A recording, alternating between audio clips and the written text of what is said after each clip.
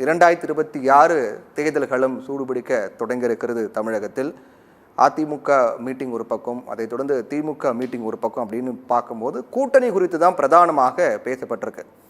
அதிமுக தலைவர் எடப்பாடி பழனிசாமி தன்னுடைய சொந்த கட்சியின் மீதான கட்டுப்பாட்டை இழந்து விடுவோமோ என்ற பயத்தில் பாஜக கூட்டணியை ஏற்றுக்கொண்டதாக தெரிவிச்சிருக்காங்க திமுக மீட்டிங்கில்.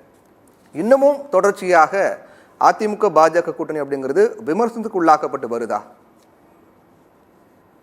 சத்தியம் டிவி நேயர்களுக்கு வணக்கங்க. எனக்கு முன்னாடி மரியாதைக்குரிய அண்ணன் புகழேந்தி பேசினாருன்னா கொஞ்சம் பதில் சொல்றதுக்கு வசதியா இருக்குன்னு பார்த்தேன்.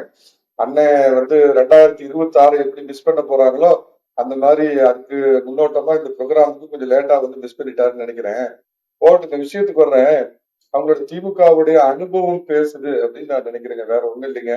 சதிகாரி இந்திரா, சண்டாளி இந்திரா அப்படின்லாம் ஒரு காலத்துல டைலாக் பேசிட்டு 1980 இந்திரா காந்தி அம்மையார் அவருடைய மிரட்டலுக்கு பயந்து உனக்கு 117 எனக்கு 117 அப்படின்னு பிரிச்சுக்கிட்டு தமிழ்நாட்டுல அது வரைக்கும் ஆனா கேட்டீங்கன்னா மத்தியில் கூட்டாட்சி மாநிலத்தில் சுயாட்சின்னு என்னென்னமோ டைலாக் எல்லாம் பேசுவாங்க.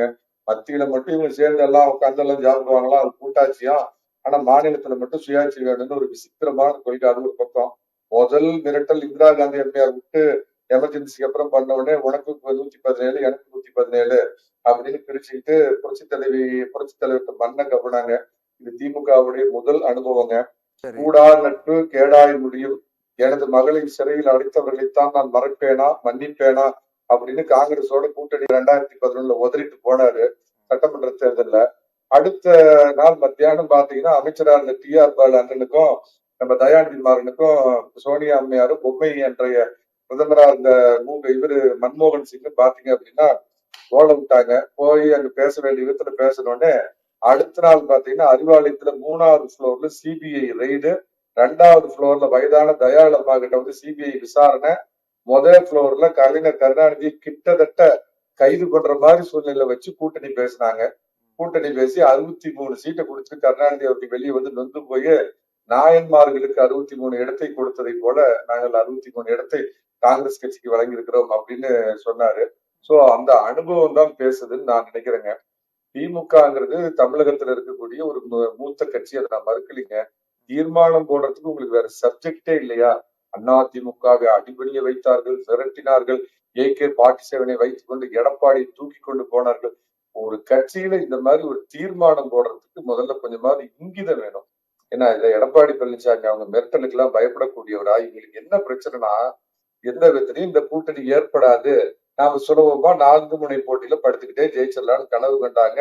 ஆனா அமித்ஷா அவர்களுடைய அதிரடி கணக்குகள்னால அதிமுக பாஜக கூட்டணி, அதான் அமித்ஷா இங்கேயே அவர் வாயால எடப்பாடி பழனிசாமி தான் இங்க கூட்டணியுடைய தலைவர், அவர் தான் முதலமைச்சர் வேட்பாளர்னு எல்லாம் தெளிவா அறிவிச்சதுக்கு அப்புறம் பாத்தீங்கன்னா அன்னையில இருந்து இவங்களுக்கு எல்லாம் கிளி பிடிச்சிருச்சுங்க, பயம் பிடிச்சிருச்சு, டைரியா போக ஆரம்பிச்சிருச்சு, பேதி பிடிக்க ஆரம்பிச்சிருச்சு. வாரம் என்ன உங்களுக்கு அப்படியே ஊட்டினாங்க அப்படின்னு பாத்தீங்கன்னா, அதிமுக நல்ல கட்சி, அம்மா நல்லவர், நீங்கள் ஆளக்கூடாது என்று தான் சொன்னோம், வாழக்கூடாது என்று சொல்லவில்லை, புரட்சி தலைவர் நல்லவர், 8க்கும் 10க்கும் இடைப்பட்டவன் ராமச்சந்திரன் இந்த கோமலவல்லி ஜெயலலிதா எல்லாம் இருக்கிறப்ப பேசிட்டு நீங்க சொல்ற மாதிரி பொருந்தா கூட்டணி, ஆக்டோபஸ் கூட்டணி, அழிய போற கூட்டணி, மக்களுக்கு எதிரான கூட்டணி தான் ஸ்வீட் எடு கொண்டாடுங்கள நீங்க கொண்டாடி இருக்கணும்.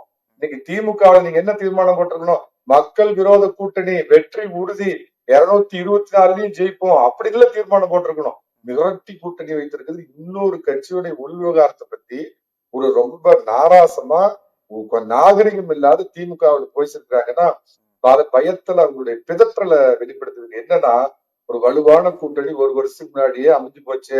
அதுக்கு இந்த இவங்களோட அறிவாலயத்து கொத்தடிமை கூட்டத்தெல்லாம் விட்டு டிவியில 10 நாளா கத்த விட பார்த்தாங்க. இது கூட்டணி ஒரு மாதிரி இந்த வலுவாகி இப்ப உள்ள நிலைமையில பாத்தீங்கன்னா சின்ன பகவதி சின்ன தளபதியும் வருவாரு, தமிழ் தேசிய அதிபதியும் அநேகமா அந்த கூட்டணிக்கு போயிடுவாரு அப்படின்னு அவங்க தூக்கத்தை கெடுக்குதுங்க. அதனால உளறல்ல என்ன பண்றோம், அது ஒரு கட்சியுடைய செயற்குழுல என்ன தீர்மானம் எல்லாம் போடுறோம்னு தெரியாம ஆட்சியில நீங்க என்ன திராவிட மாடலாம் என்னமோ திராவிட மாடல்னு சொல்லுவீங்களா? 506 நம்ப முடியாத வாக்குறுதியை வடநாட்டு புரோகிதனுக்கு 300 கோடி ரூபாய் கொடுத்து கூட்டிக்கிட்டு எடப்பாடிக்கு எதிராக நீங்க களமாடியும் வெறும் 3.5% வாக்குல ஜெயிச்சிங்க. 4 வருஷம் உங்க ஆட்சியோடைய இது நல்லபடியா பண்ணீங்கன்னா உங்க ஆட்சி சாதனையை சொல்லுங்க. அதை விட்டுட்டு AK-47 வச்சு மிரட்டி கூட்டணி போட்டாங்க. இதெல்லாம் ஒரு பேச்சா? உங்ககிட்ட சொல்றதுக்கு எதுவுமே இல்ல. மக்கள் விரோத அரசு, திராவிட மாடல் அரசு. 2011 இவங்க தகப்பனார் கருணாநிதி அவர்களுக்கு எதிராக எப்படி ஒரு சுனாமி அடிச்சதோ அந்த மாதிரி ஒரு சுனாமி எதிர்ப்பு அலை அடிக்கிறப்ப அதை திசை திருப்புறதுக்கு அப்புறமா ஒண்ணு ஆரம்பிச்சுக்குவாங்க. டீலிமிட்டேஷன்பாங்க, மாநில சுயாட்சிம்பாங்க, அப்புறம் பாத்தீங்கன்னா மொழிம்பாங்க, இனம்பாங்க.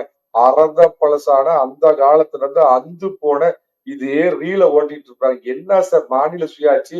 எடப்பாடி பழனிசாமி ஒரு சாதாரண கிராமத்துல இருந்து வந்து உட்காந்து 4.5 வருடம், நான் அடிக்கடி உங்க இதுல சொல்லுவேன், 7.5 இல்லாத 4.5 ஆண்டு நல்லாட்சி கொடுத்த எடப்பாடி பழனிசாமி வேண்டுமா, திராவிட மாடல் ஆட்சி கொடுத்த ஸ்டாலின் வேணுமாங்கிறது தான் 2026 உங்களுக்கு முன்னாடி நிக்க போற கேள்வி. அத மனமாற்றம் பண்றதுக்கு இங்க ஆட்சி மேல இருக்கிற இந்த அசிங்கம், இந்த அதிகார துஷ்பிரயோகம், இந்த சுனாமி எதிர்ப்பலையை மடைமாற்றம் செய்வதற்கு பாத்தீங்கன்னா ஒன்றிய அரசும்பாங்க, குன்றிய அரசும்பாங்க, எல்லாத்துக்கும் மோடி தான் காரணம், அமித்ஷா தாடி தான் காரணம், RN ரவிம்பாங்க, மாநில சுயாட்சிம்பாங்க, ஐயோ தொகுதி பறிபோகுதும்பாங்க. எடப்பாடி பழனிசாமி 4.5 வருஷம் ஏன்னா அமித்ஷா இந்த தோல்லையும் மோடி இந்த தோல்லையும் உட்காந்துட்டு அவர் கழுத்து பிடிச்சி திருகினாங்களா? இல்லாத பொய்யா மடைமாற்றம் பண்ணி சொல்றதுக்கு எதுக்குமே சாதனைன்னு ஒண்ணு இல்லாம தோக்க போறேன்னு தெரிஞ்சு இந்த திமுகங்கிற ஓட்டை டைட்டானிக் கப்பல் 2026 ஒண்ணு ஏப்ரல் மாசமோ இல்ல மே மாசமோ மூழ்கடிக்கப்பட போகிறது. தேதி மட்டும்தான் அங்க குறிக்க போறாங்க. என்னைக்கு முழுக போகுதுன்னு அந்த எதிர்ப்பக்கம் கூட்டணி அமையாதுன்னு நினைச்சிட்டு இருந்தாங்க. வலுவான கூட்டணி தமிழகத்துல அதிமுக தலைமையில் இன்னைக்கு பாஜக, இன்னைக்கு இதில் நான் சொல்றேன் பாமக இந்த கூட்டணியில் இடம்பெறும், தேமுதிக வரும், தமிழ் தேசிய அதிபரும் வருவாரு, சின்ன பகவதியும் ரகசியமா பேச்சுவார்த்தை நடத்தி கொண்டிருக்கிறார். இதையெல்லாம் பார்த்து கலகலத்து போய் தன்னுடைய கையிலாகாத தனத்தை, பயத்தை, பதற்றத்தை வேறு விதமாக தீர்மானம் போடுறதுக்கே இது சப்ஜெக்ட் இல்லாதனால தீர்மானம் போட்டு பயத்துல தன்னுடைய அரிப்பை தீர்த்து கொண்டார்கள். நடு ராத்திரி 12 மணிக்கு போறவன் எப்படி தான் வீரனா இருக்கிற மாதிரி காமிச்சுக்கிறதுக்கு பாட்டு பாடோட அந்த மாதிரி ஒரு அர்த்தம் இல்லாத தீர்மானம் அடுத்த வீட்டு செவுத்த எட்டி பார்த்துட்டு இது பண்ற ஒரு கேடுகட்ட தீர்மானமா தான் தம்பி இதை நான் பாக்குறேன். சரி, நம்ம முதற்கட்ட கருத்தை எடுத்துக்கிறோம், நம்ம தொடர்ந்து பேசலாம்.